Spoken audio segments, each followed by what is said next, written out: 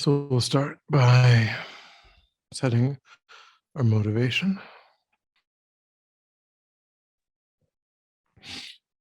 So again, as we do, we just reflect on the purpose of the course,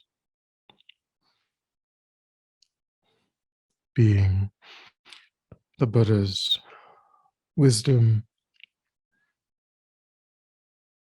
that was extracted from the sutras, the highest, most sublime explanations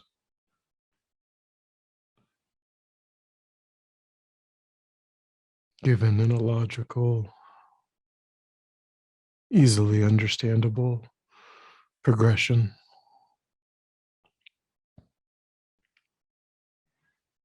Designed to help us to transform our minds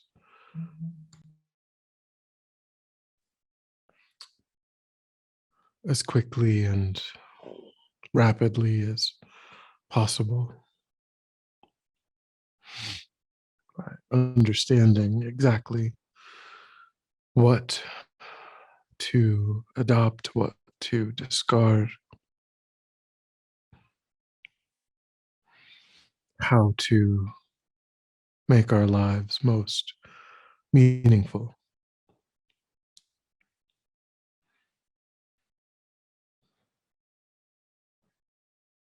So we try to develop a mind of confidence and refuge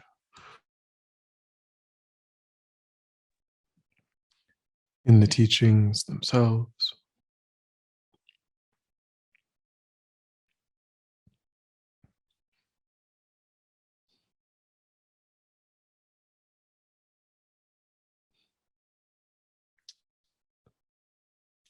And joining that with the motivation to engage in that process, not solely for one's own benefit or even principally for one's own benefit, but principally to be of benefit.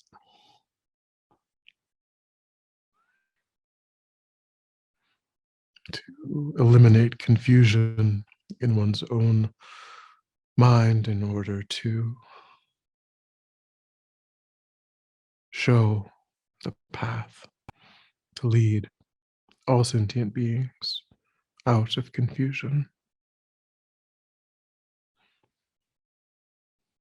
into a state of perfect wisdom, perfect compassion, perfect love, perfect generosity, perfect patience, perfect ethics.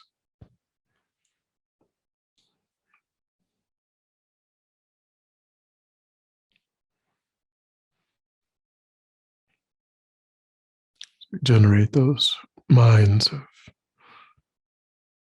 confidence or faith, refuge, and bodhicitta.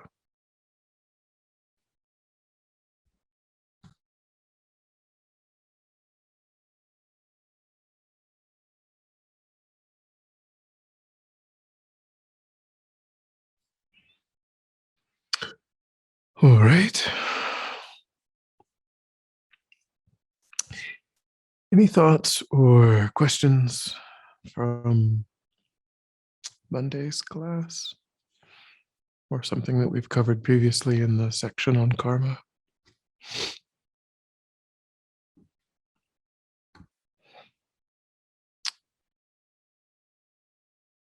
All right. So we will move on to day 197. And there are some maybe controversial ideas presented here in day 197. Lama Zopa is talking here, extracting this, of course, directly from the Lamrim,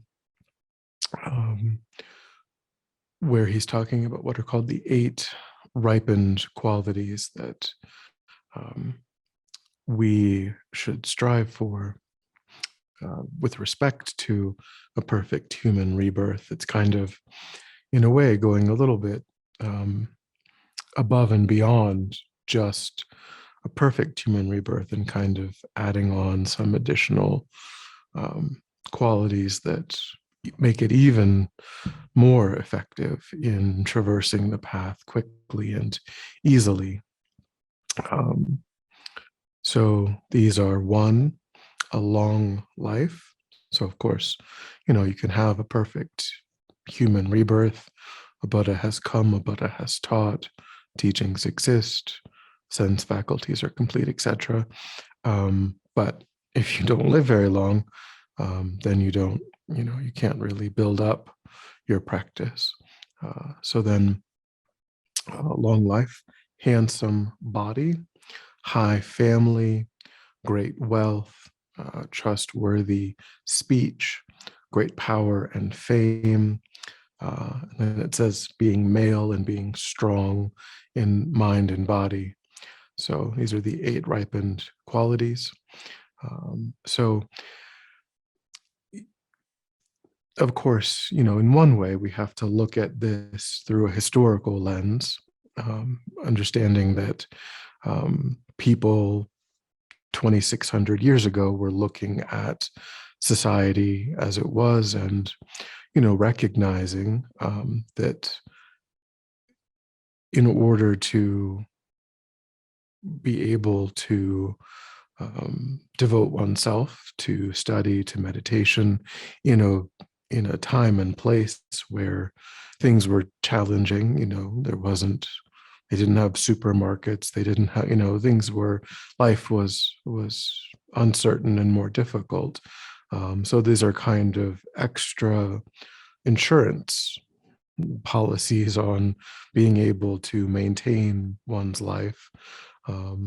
So there's nothing, I don't think, intrinsic about male or female, but when you look at society, particularly 2,600 years ago, it was difficult for women, as evidenced in part by the fact that in order for the Buddha to even establish the monastic order for women and have society at that time accept it, he had to provide all of these additional kinds of vows. And that was really to placate society, to make it clear to the outside society that these women were serious practitioners, that they weren't kind of doing things that were untoward in any way, because it was such a radical departure from what was common in society at that time. So, of course, if you're going to have to maybe gather your own food, or, perhaps trek for, you have to trek for, long periods of time in bad weather, there are certain advantages, to having more muscle mass, I suppose, which, there is a biological difference in terms of the amount of muscle mass that you can, generally acquire. So, and, also recognizing too that there was a bias, like I said, a social bias in society, and that that there would be obstacles placed in your path if you were born female, which I think in some ways hasn't changed drastically in 2,600 years. And so if the goal is to just take as few lifetimes as is possible, then of course this isn't, they're not, they perhaps could take the perspective of challenging the status quo and trying to, and that's of course not happening here. They're kind of saying, well, given these challenges, maybe just the path of least resistance is like this. So it's perhaps a bit controversial in the sense that there is not this idea of, but of course, then you also have the example of Bodhitara, who is the counterpoint to that. Through her courageous view, she did try to be that counterpoint against not just accepting that, oh, this is difficult and therefore I should avoid what's difficult. So, you do have that example too. But,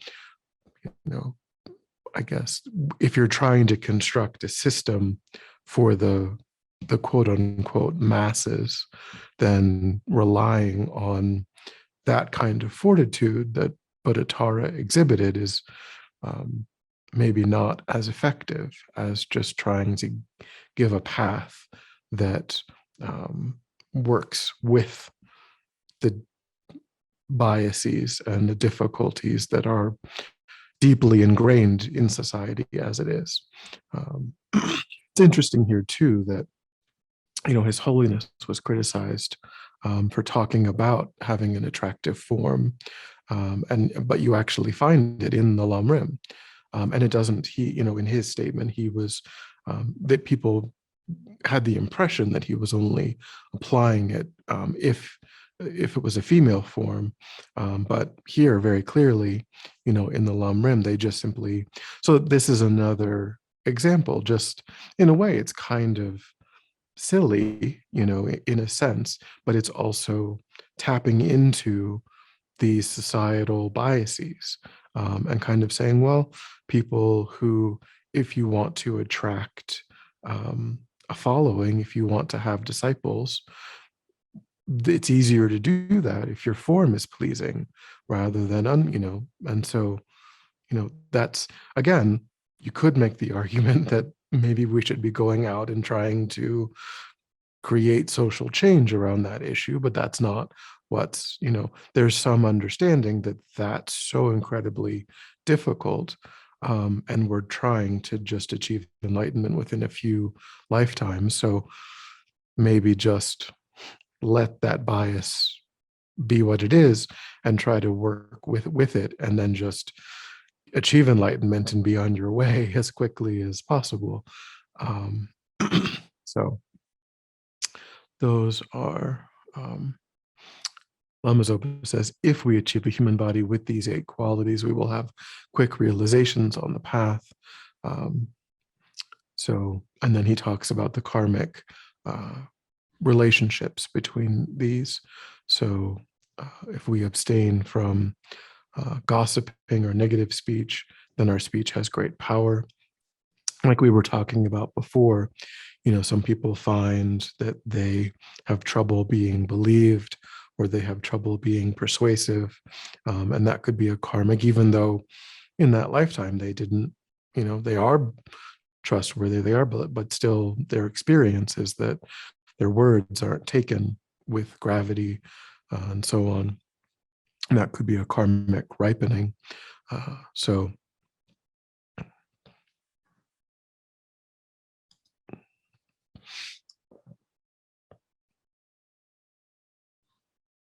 yeah, so they don't go into all of the 8. They don't like give karmic causes for all of the 8, but I guess in the Lamrim, I think Lama Zopa is saying if you go to the Lamrim, you probably can find more detail on the exact karmic causes of each of these. He just gives a couple of examples. And he gives the example of Milarepa, who you know underwent great hardship, in order to practice. And so you need a strong of course we probably don't have to do that same exact sort of hardship in order to get those results, because society has changed. But it's, if you have a hardier constitution, then maybe going without sleep, going without food, uh, is maybe easier. Any questions about the 8 ripened qualities?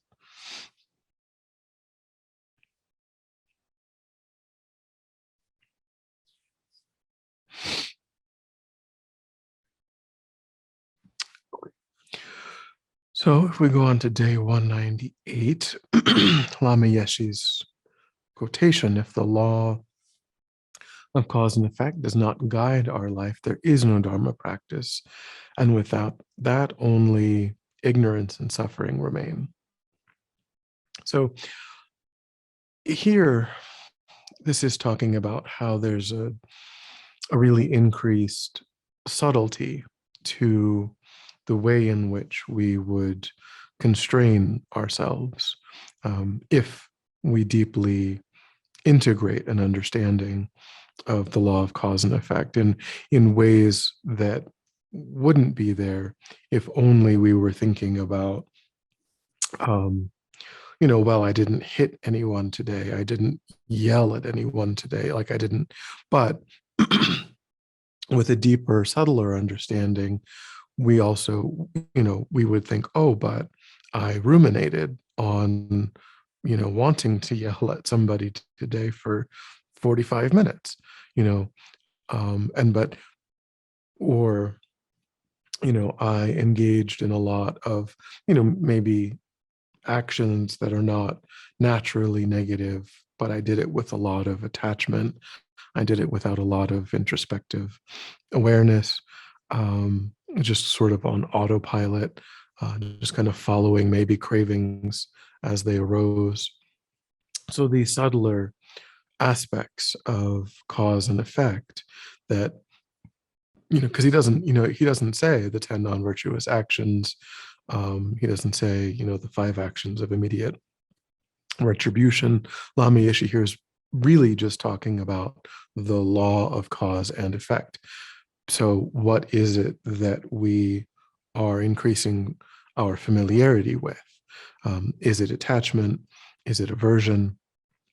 Is it, whether we harm anyone or not, whether we, actually cause interpersonal or societal damage with our speech or our actions, still on subtle levels, we become familiar with things, even if we're completely by ourselves, just in a room alone, just due to our thoughts and how we relate to, food and entertainment and other things.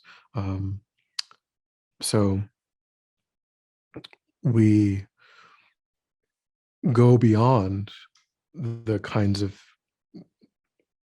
gross actions or coarse actions that where we can see, oh yes, I made that person cry with my speech, and that's bad.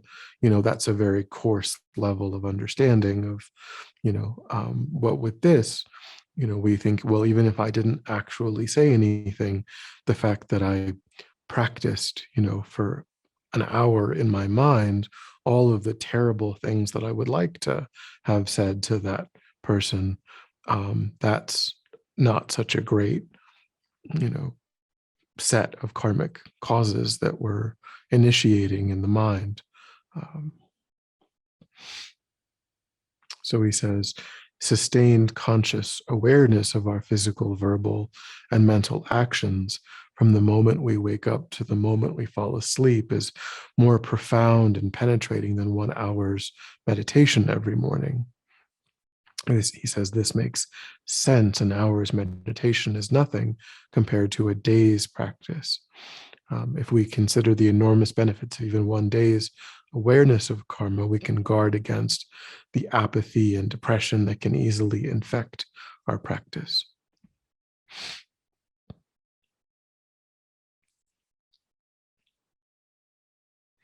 So, yeah, again, this is, talking about how, there's formal practice. Yeah, Kodo.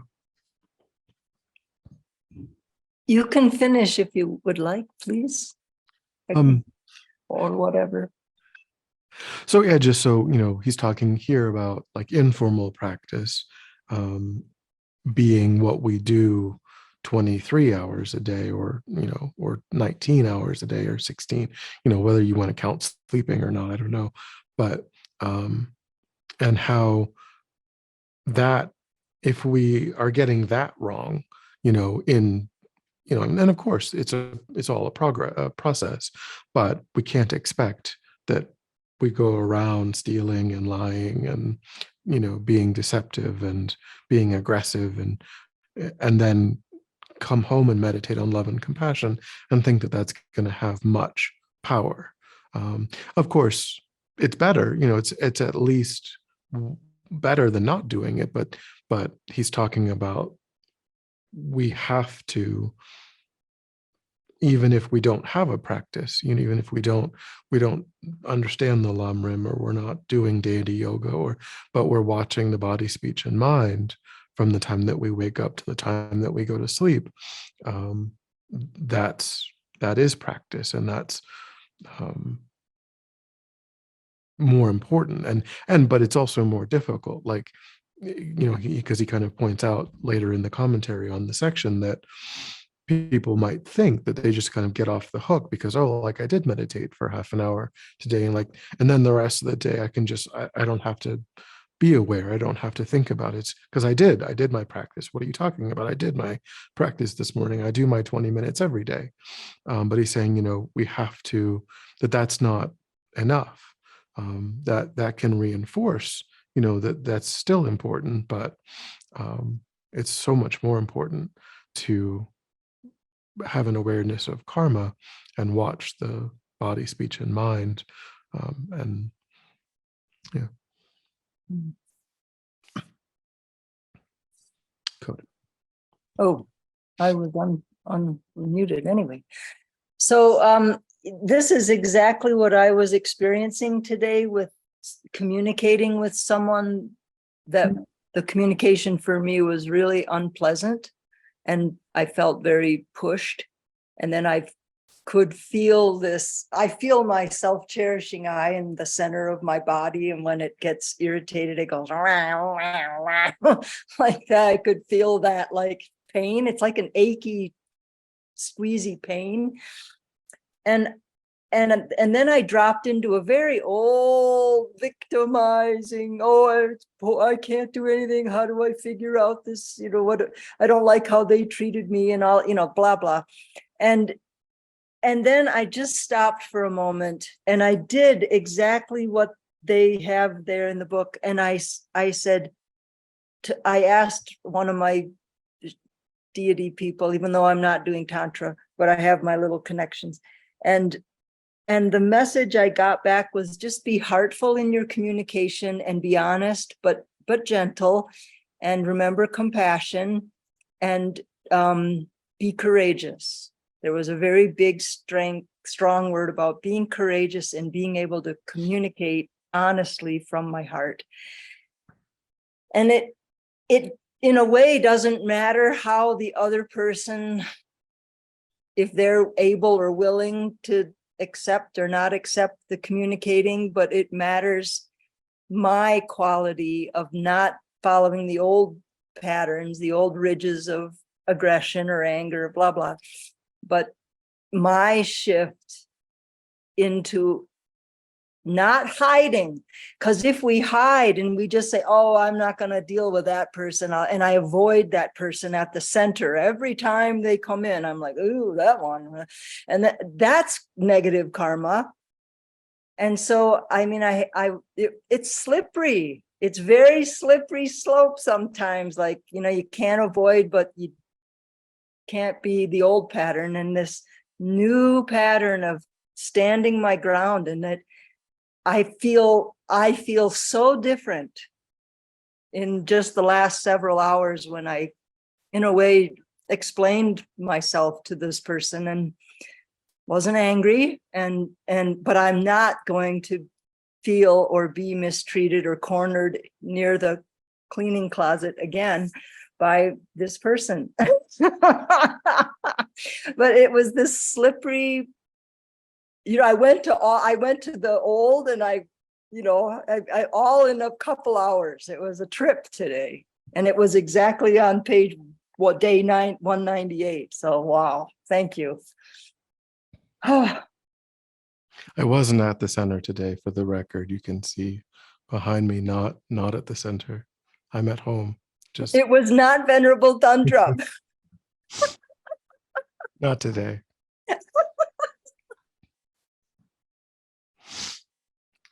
Any other thoughts or questions?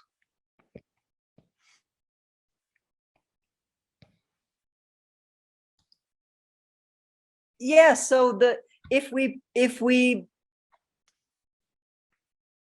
feel uncomfortable with a situation and one of our go-to responses is to avoid,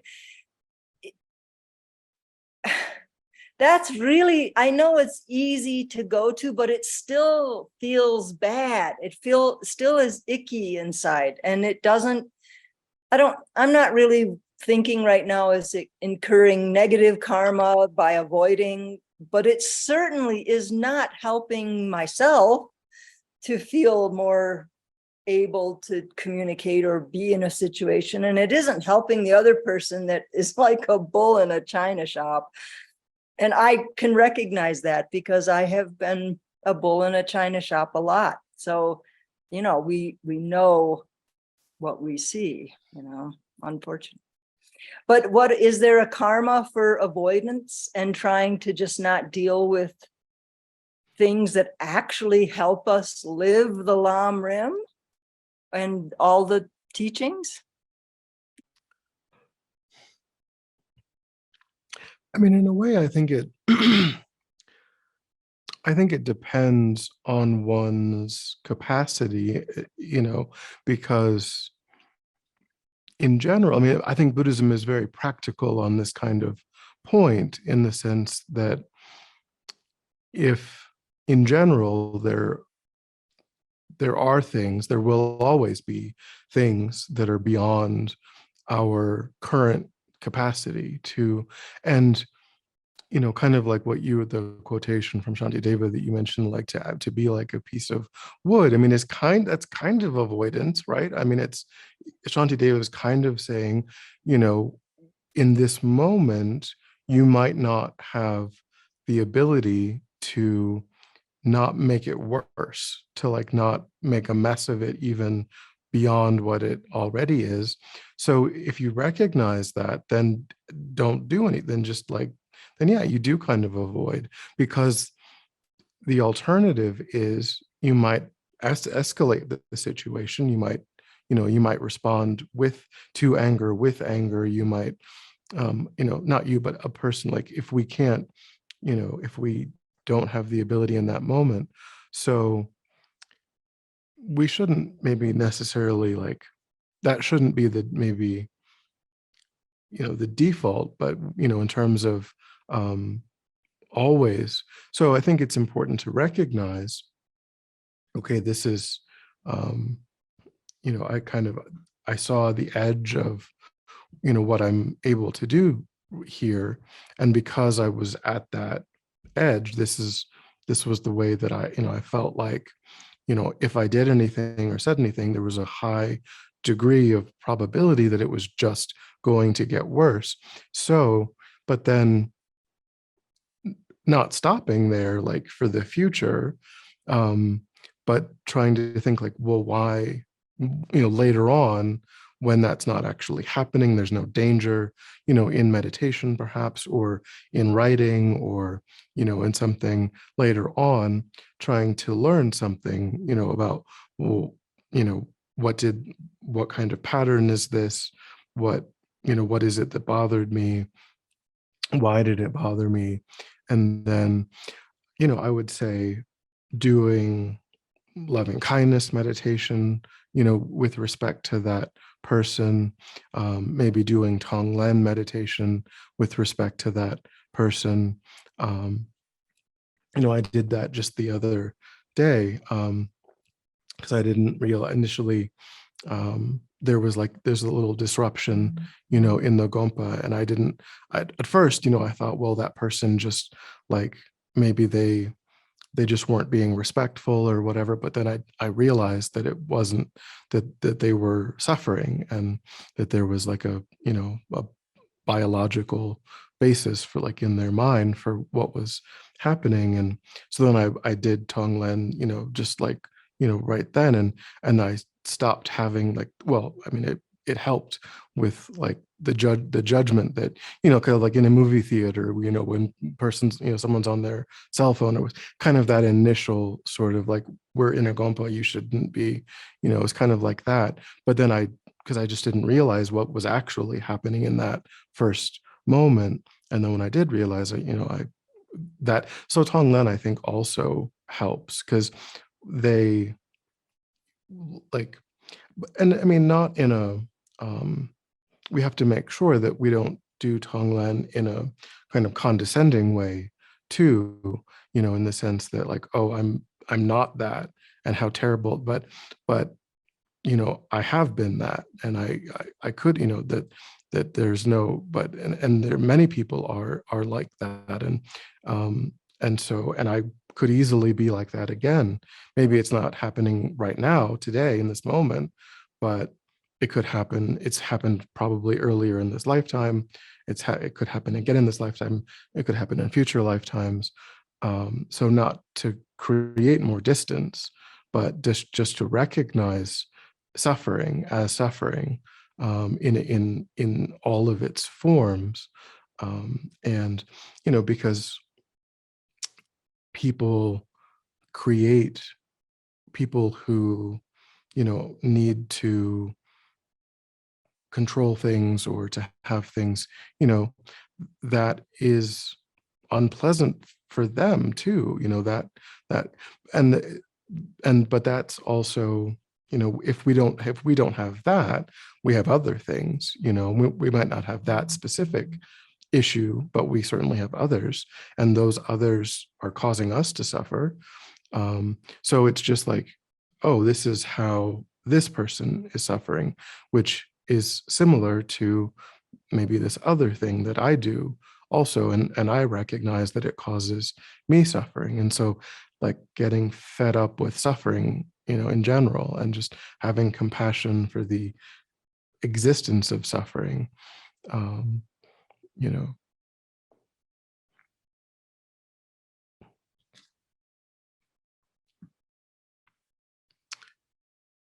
Any other?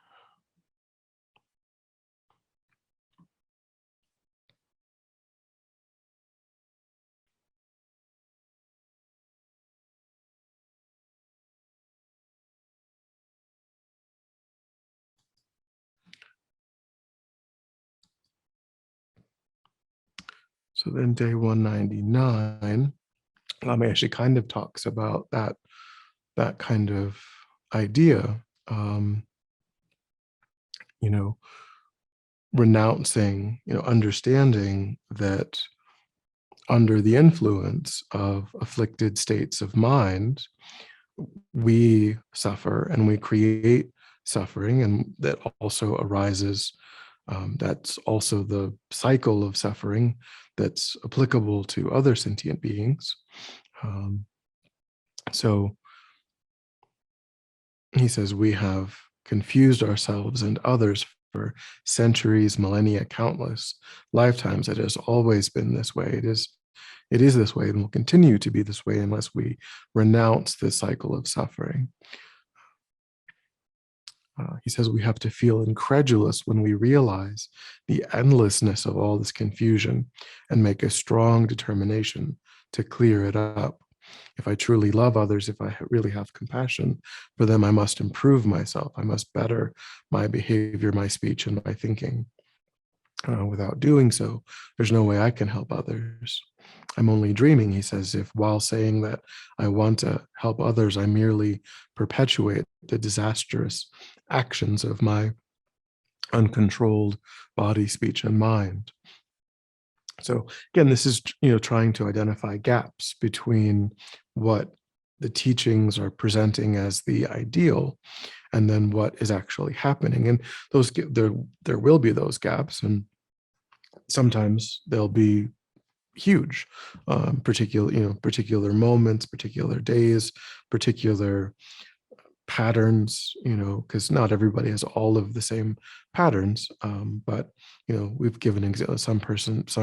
One person might be really short-tempered, but another person might have a lot of attachment, and so they're both suffering in what look like really different ways.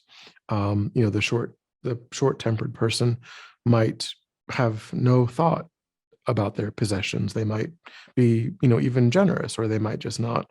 There's people that just sort of never occurs to them to buy a new car or care about their clothes, or, and so that kind of suffering just completely never arises in their mind. But they're short-tempered. They use aggressive speech, and but the other person might be, really kind and mild mannered, but they covet, constantly, and they constantly think about, oh, I wish I had this, I wish I had that, I don't have enough of this. So that's just a completely separate way that they are suffering, deeply suffering in a different way. And really, in a way, creating, as he says, disasters for, one person's creating a certain kind of disaster, the other person's creating another kind of disaster, but they're both sowing the seeds of great suffering, with the unique ways and, what they're struggling with. But he says, we see the problems of the people we're with, but we don't see our own. We think we're pure. Such are the limitations of the samsaric mind. That's why he says, that's why I feel happy when we recognize that we need purification, that there is something we can do to improve our lives. I consider that, he says, to be some kind of realization. We recognize that since our own mind created the negative experiences we have, our own mind can counteract them. That's the main point, he says. So again, really taking responsibility for our tendencies, our habits, even if we've always had them and it's like it just feels deeply ingrained, still we need to start generating awareness of how it's causing difficulty in our own lives and creating difficulty for those around us, and to think, I really have to make some progress on this. That's my practice. That's the point of my life, is to make progress in how I use my body, speech, and mind, with others, and also, like I said, even when we're just completely on our own, and like, what are we? We might have good behavior in certain situations, and then others, not behavior, but we might watch the mind more closely in certain situations, and then we might let go of that in other situations, and thinking, oh, it doesn't matter anymore. It's like running a red light when there's nobody around. We think, oh, well, I looked in that direction and I looked in that, it's perfectly fine. But the Buddha's observation is that there's nothing that goes astray. There's nothing, that everything that we think and say and do sows the seed, leaves the imprint in the mind. So it doesn't really matter. I mean, it matters more if we actually harm someone with our speech, but it still matters that we wanted to, even if we chose not to. It's better that we chose not to. It's good that we cut it off at that point, but it's even better if we can become so familiar with love and compassion, that it doesn't even occur to us to give rise to an unkind thought, you know, yeah.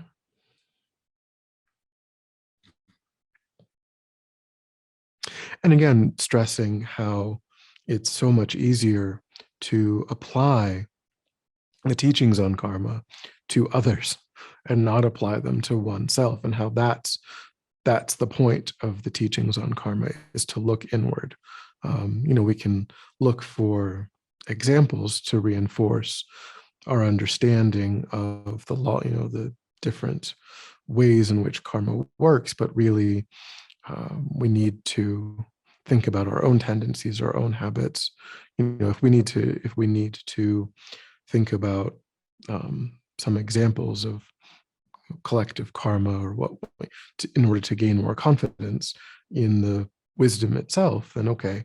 But ultimately, there's no point in thinking about other people's karma. It's really about thinking about one's own karma.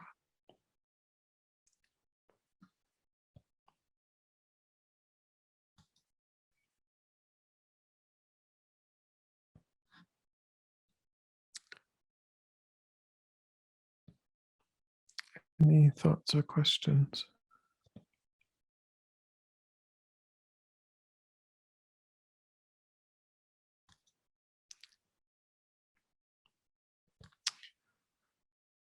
So day 200, Lama Zopa is now talking more directly about purification practice and the importance of purification practice. So talking specifically and directly about here, negative karma that we've done in past lives, because the quotation here is karmic imprints are like time bombs planted in our mind stream, waiting to explode. So it's a very visceral sort of imagery here. So, this is recognizing that we have to, or at least we're being encouraged to not only constrain ourselves to what we have done in this life, but to recognize that there are greater negativities that we've engaged in countless times in beginningless past lives. And he says we've done every non-virtue it is possible to do, and accumulated imprints from every possible negative action. They are all on our mental continuum, just waiting to ripen. So he says the analogy I really like is waking up with a nest of cobras in our lap. Imagine we certainly wouldn't be complacent. We would grab them and throw them as far away as we could. So here, this idea of a nest of cobras, like we just, like you said, we just woke up and there they were. Like we didn't, go buy the cobras and like do something silly, like put cobras in, but they're just like, oh, here they are. There are the cobras. So what are we going to do? Like they exist and they're dangerous and they're right there. So we wouldn't just go back to sleep. We wouldn't just pretend like that wasn't happening. We would take immediate and decisive action to protect ourselves from that negativity. We wouldn't, and just like purification practice, we don't have to feel personally guilty about it, like, oh, I did something that caused there to be cobras in my house. It's just they're here, they are, they're right there, and I have to, it, like we've said before, we don't have to think of it as my fault, but we do have to think of it as my responsibility. This is my house, and here are the cobras, happen to be in my house. Nobody else is going to necessarily come in and do something.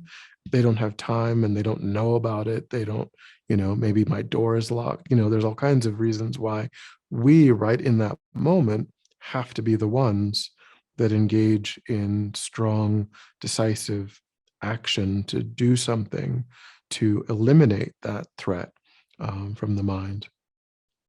And he says, of course, this analogy that he likes breaks down in the sense that any kind of worldly danger has a very limited negative impact.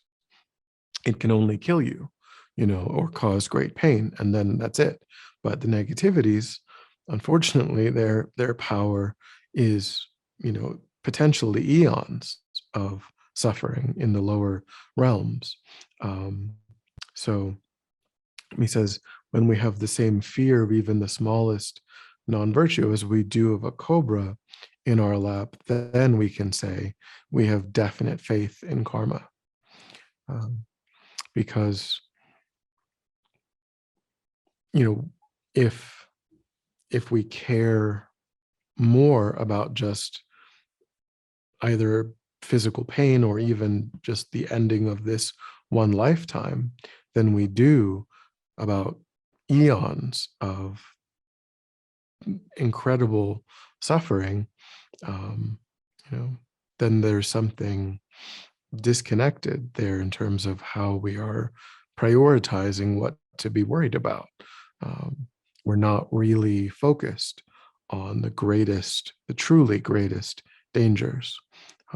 He says, in fact, if we could truly see the results of our negative actions, we would want to do nothing but purify. If we gave proper thought to the immensity of non-virtue already on our mental continuum, collected from beginningless lifetimes and being added to every day, then nothing but purification would interest us in the slightest. We would dedicate our whole life to purification.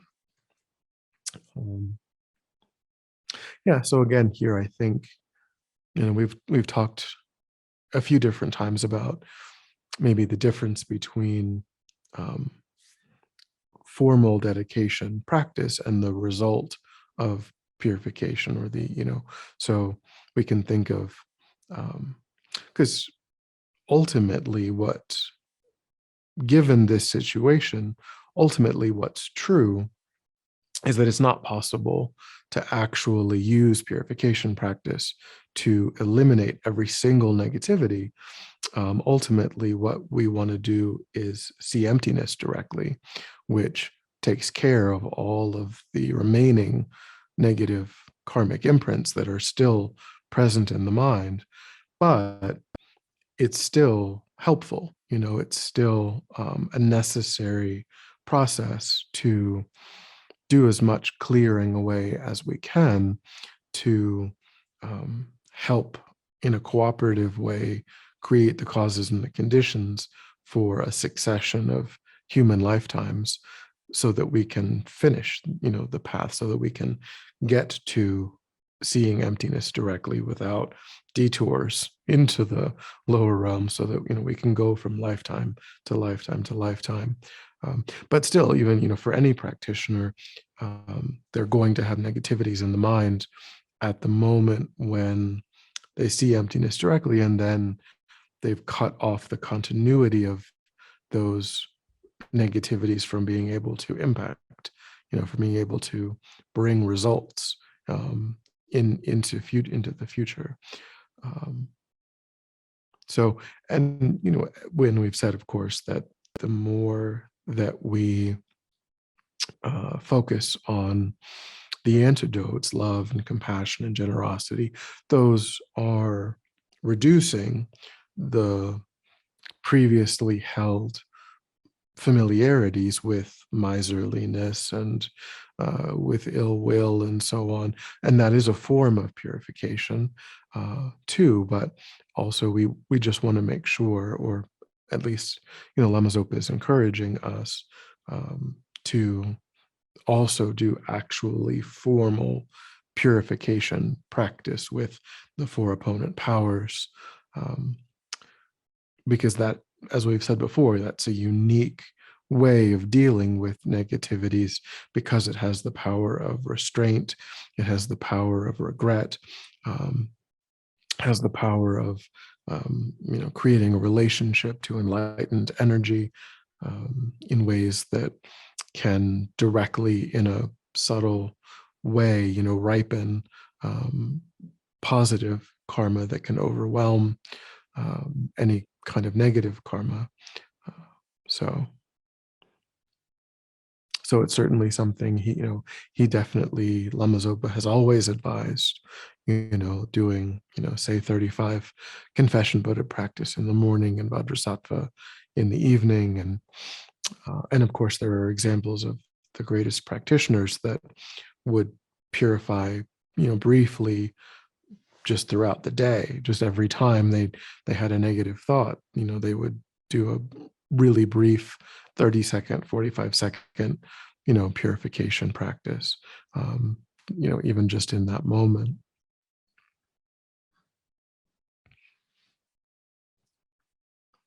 Kodo, are you coming in with a quote? No? Okay. Any thoughts or questions?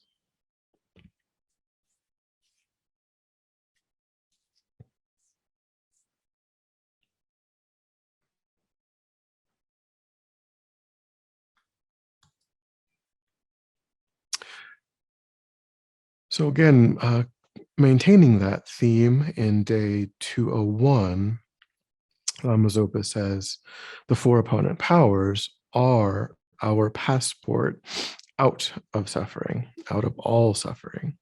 Um, he says our practice of purification cannot be perfect without the four opponent powers, the power of the object, the power of regret, the power of resolve, and the power of the remedy.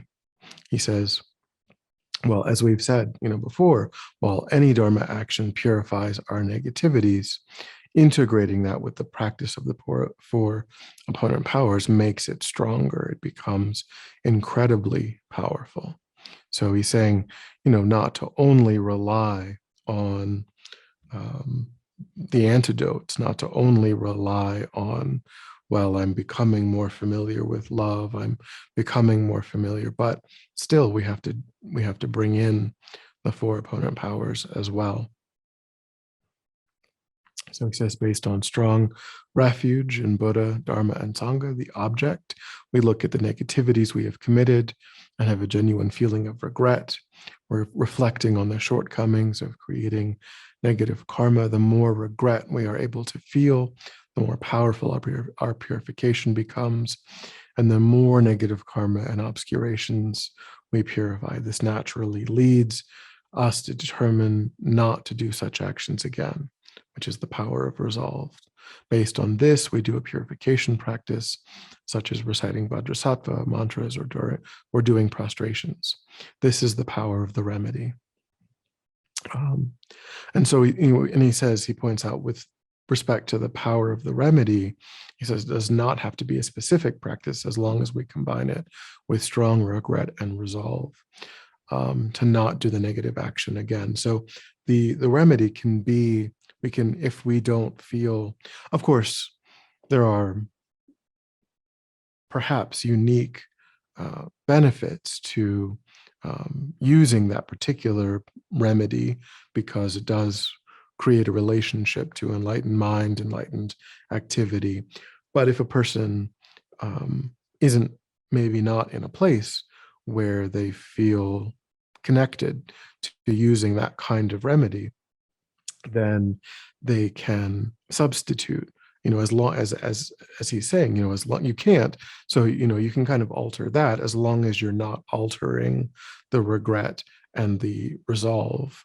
But you could do some sort of other, like he's saying, we could combine some other Dharma practice with the four opponent powers, like substituting,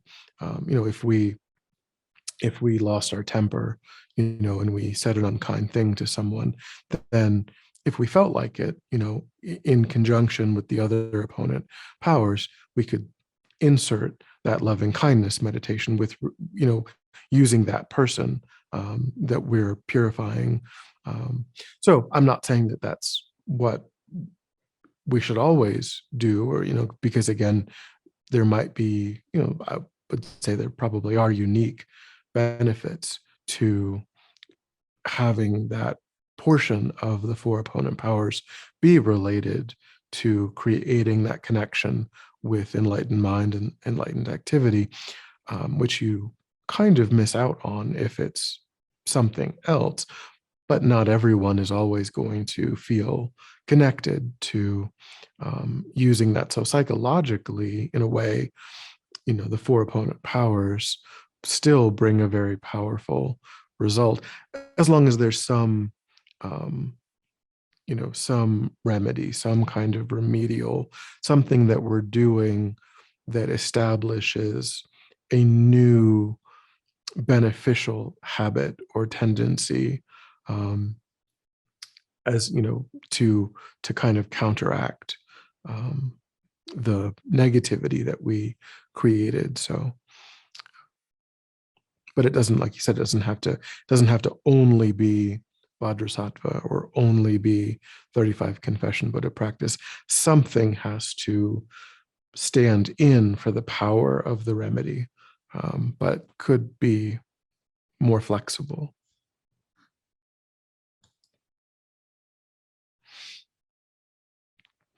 So then he talks about how this works karmically. He says each of the four opponent powers purifies a corresponding suffering result. So we talked about the four suffering results, and well, these are the four results here. With regard to negative karma, they are the four suffering results. He says the power of the object destroys the environmental result. The power of regret prevents our experiencing the result similar to the cause. The power of resolve prevents our creating the result similar to the cause. So again, those are the result similar to the cause in my experience and the result similar to the cause in my action. We talked about how there's different ways of translating those.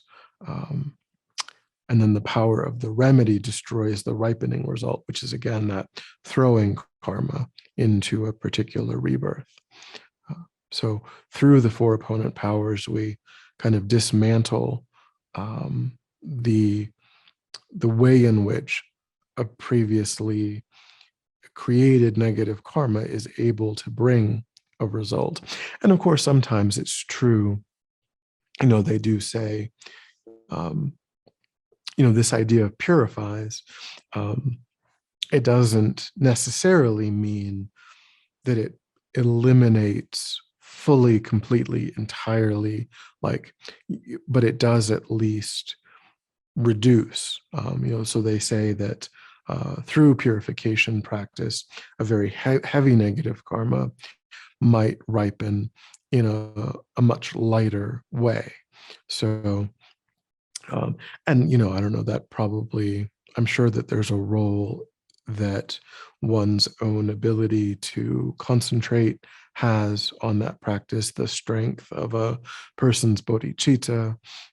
There's different probably causal factors that correlate to how strong our purification practice is in terms of its actual power to purify. And a consistency, of course, would also be a factor. So if we try purification on a really, really regular basis, that's, of course, going to have a more cumulative effect than just doing it like once a month, or, that wouldn't be as useful.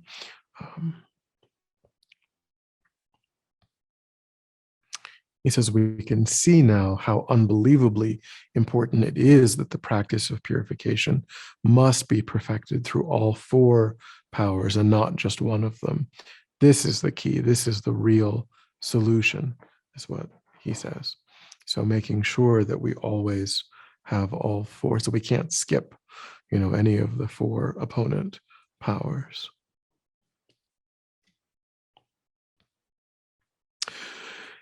Any thoughts or questions about day 20? Yeah, Venerable,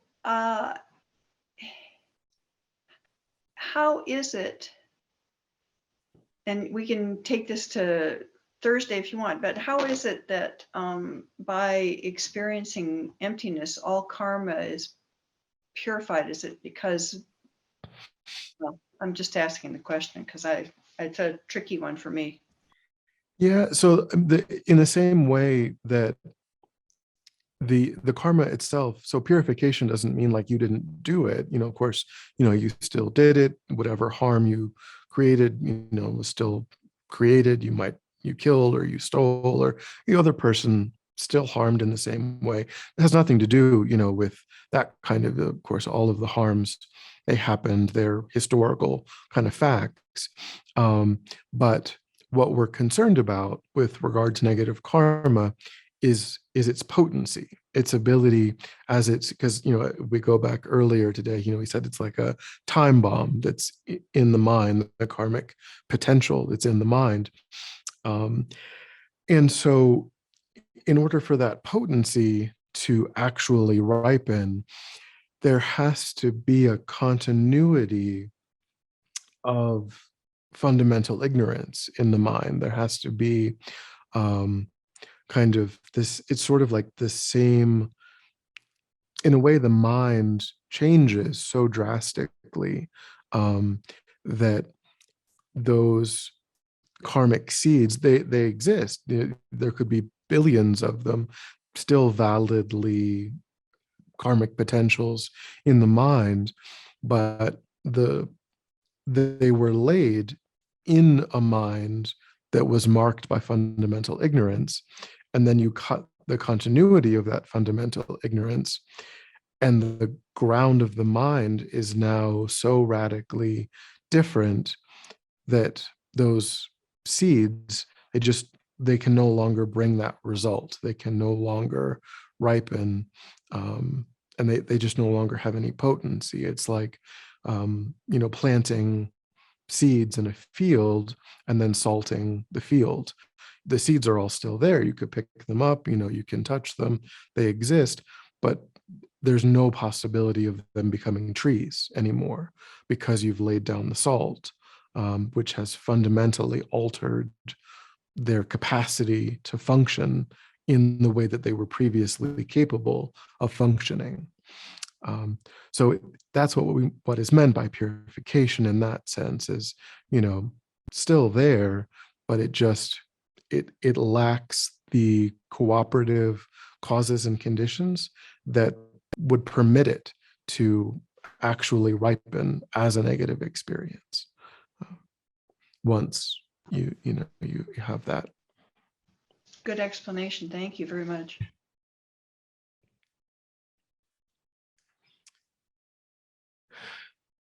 Any other?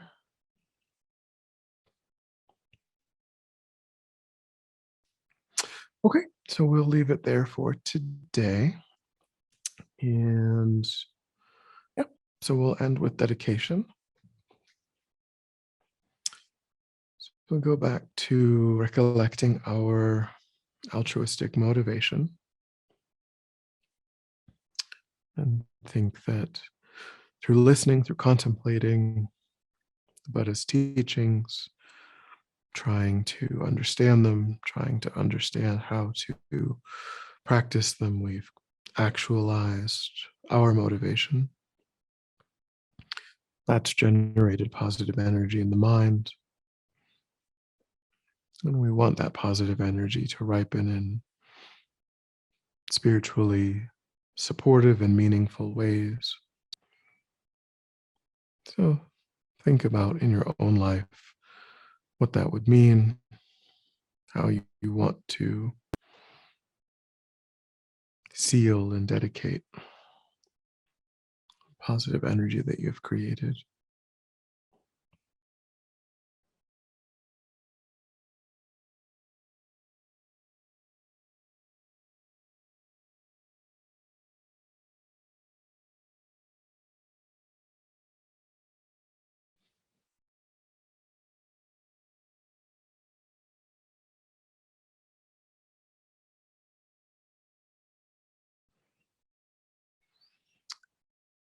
All right. Thank you. Have a good weekend. And is it this weekend that Venerable Katie's doing? Yeah, Venerable Katie is actually doing a day-long on Vajrasattva practice on Saturday. So apropos of everything,